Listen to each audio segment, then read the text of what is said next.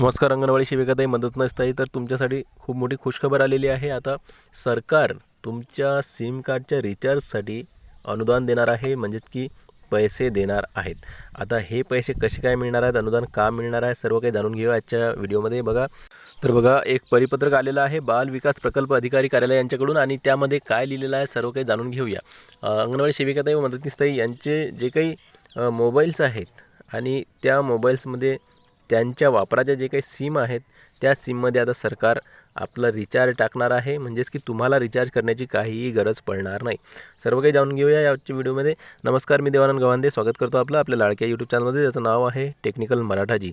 या चॅनलवर जर तुम्ही नवीन असाल तर चॅनलला सबस्क्राईब करा, व्हिडिओला लाईक करा आणि शेअर करायला विसरू नका. चला तर आजच्या व्हिडिओला सुरुवात करूया आणि जाणून घेऊया संपूर्ण माहिती. बघा, हेच ते परिपत्रक आहे. बाल विकास प्रकल्प अधिकारी कार्यालय, नागरी, जिल्हा सोलापूर पश्चिम यांच्याकडून हे परिपत्रक काढण्यात आलेलं आहे आणि दिनांक तुम्ही बघू शकता 30/12/2025 हे परिपत्रक आलेलं आहे, म्हणजेच की 4-5 दिवसच झाले हे परिपत्रक आलेलं आहे. प्रति बघा, सर्व अंगणवाडी सेविका, बाल विकास प्रकल्प अधिकारी, नागरी, सोलापूर जिल्हा पश्चिम. तर जे काही सोलापूर पश्चिम यामध्ये जे काही अंगणवाड्या आहेत त्यांमधील जे काही अंगणवाडी सेविका आहेत यांच्यासाठीचं हे परिपत्रक काढण्यात आलेलं आहे, आणि होऊ शकते की इतर सर्व ठिकाणीसुद्धा अशा प्रकारचे परिपत्रक येण्यास सुरुवात होणार आहे.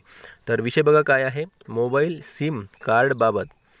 तर संदर्भ दिलेला आहे. माननीय आयुक्त एकात्मिक बालविकास सेवा योजना महाराष्ट्र राज्य नवी मुंबई यांनी दिनांक 29/12/2025 VC मध्ये दिलेले आदेश. तर या आदेशानुसार हे परिपत्रक काढण्यात आलेलं आहे. तर आता इथं खाली बघा, वरील विषयाच्या अनुषंगाने आपणास कळवण्यात येते की शासनामार्फत पुरविण्यात आलेले सिम कार्ड बंद करण्यात आलेले असून यापुढे अंगणवाडी सेविका यांनी जुने स्वतःचे वैयक्तिक सिम कार्डचा वापर करायचा आहे व रिचार्जकरिता अंगणवाडी सेविका यांना अनुदान मिळणार आहे. तरी अंगणवाडी सेविका यांनी पोषण ट्रॅकर व प्रधानमंत्री मातृत्व योजनेमध्ये जुन्या सिम कार्डचे रजिस्ट्रेशन करून पोषण ट्रॅकरवर प्रधानमंत्री मातृत्व योजनेचे काम सुरू करावे.